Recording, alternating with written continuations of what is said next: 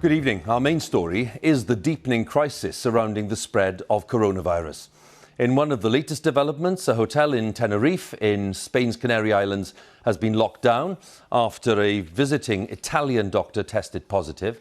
And here in the UK, travellers who visited northern Italy have been told that they must self-isolate if they develop flu-like symptoms. The vast majority of cases still remain in China, but there are significant clusters elsewhere.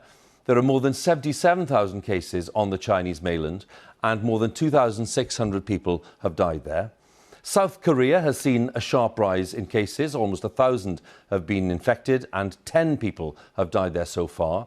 Iran is struggling to contain its outbreak with almost 100 cases, among them the Deputy Health Minister, while in Italy more than 320 have been infected and 11 have died there so far. We start tonight with our correspondent Mark Lowen and the latest on that situation in Tenerife.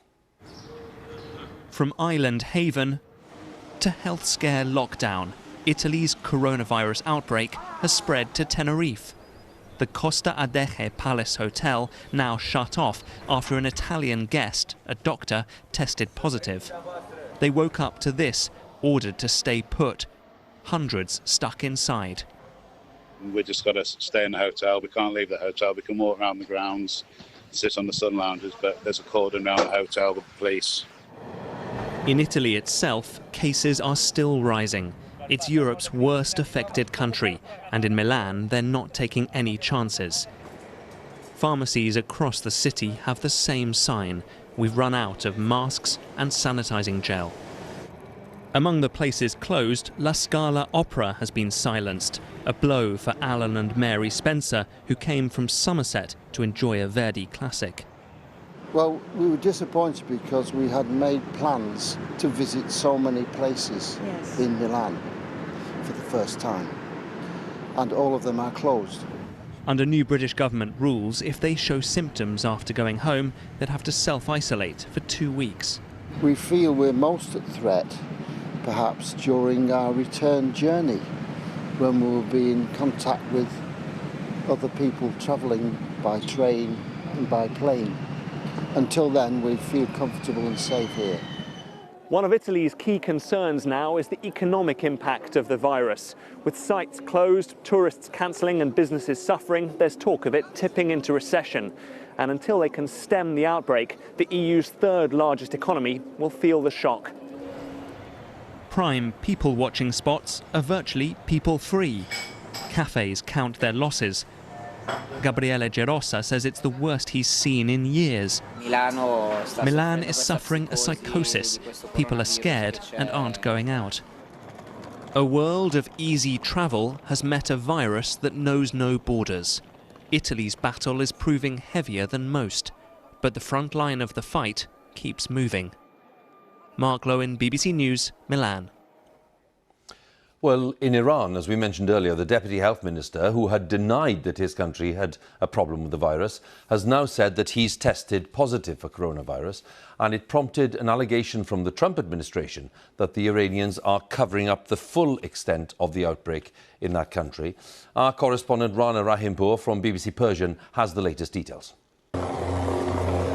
Here in Tehran, the authorities sprayed disinfectant outside the home of a man who has died from the coronavirus. Officially, 16 people have died and 95 are infected. But many believe the real figures to be far higher. On Monday, Iran's Deputy Health Minister, here on the left, publicly denied a cover-up, while he himself looked unwell. 24 hours later, he took to Twitter to reveal he'd been diagnosed with the virus. I would like to inform you that I also have got corona. I had fever from yesterday. My primary test results came up positive last night, and since then I have isolated myself. In the capital Tehran, shoppers have been panic buying. Pharmacies are overcrowded and low on stock. This chemist admits they're short of supplies. So far, at least 7 countries in the region have reported confirmed cases. All can be traced back to Iran. Suffering from economic sanctions and mismanagement, the country is ill-equipped to cope. And its refusal to impose a mass lockdown, like in Italy and China, will fuel the crisis. Rana Rahimpour, BBC News. And here in the UK, children returning from half-term holidays in northern Italy have been sent home from several schools to try to prevent the spread of the virus. It follows the government's updated advice to travellers from Italy. People returning from 11 quarantine towns in the northern regions of Lombardy and Veneto must now self-isolate at home for 14 days, even if they are well. And those who've travelled elsewhere in northern Italy, that's the area north of the city of Pisa, must do the same, but only if they develop symptoms. And in another development this evening, the Irish Health Minister has said that the forthcoming rugby international in the Six Nations between Ireland and Italy should not go ahead. Our medical correspondent Fergus Walsh has more details. This morning, myself and 90 other students from my school have been sent home to be self-isolated. Beth Ann's school in Nantwich, Cheshire should be teeming with activity, but its entire sixth form has been closed after students return from a skiing trip in Italy, which also impacts parents. I understand that this is a precautionary measure and the school have to act upon information given to them and guidance from the government. But is it an overreaction? This private school, another with a skiing trip, has shut completely for the rest of the week. Well, obviously every school has to make choices based on the particular situations they find themselves in, but we are not advising as a blanket policy that schools should be closing based on people having come back from Italy. If you're told to self-isolate, that means staying at home, not going to work, school or other public places. You shouldn't have any visitors. If you live on your own, you can order shopping online or get friends to help, but they should leave it on the doorstep. If you live with others, then you need to stay in a well-ventilated bedroom with the door shut. If you have to share a bathroom, then use it after everyone else. Don't share towels and toiletries. Your waste should be double bagged. If you test positive, it'll be separately disposed of. Remember, the coronavirus causes a mild illness for 4 out of 5 people. Self-isolating will help protect older people and those with underlying health problems from getting infected.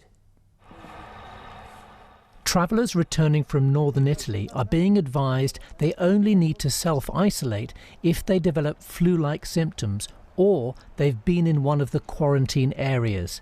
It really can slow disease spread.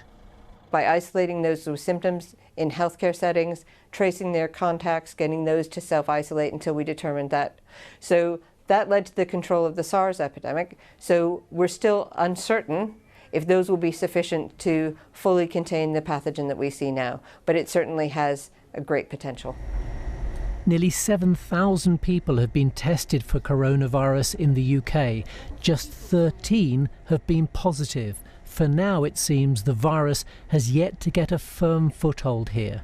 Fergus Walsh, BBC News.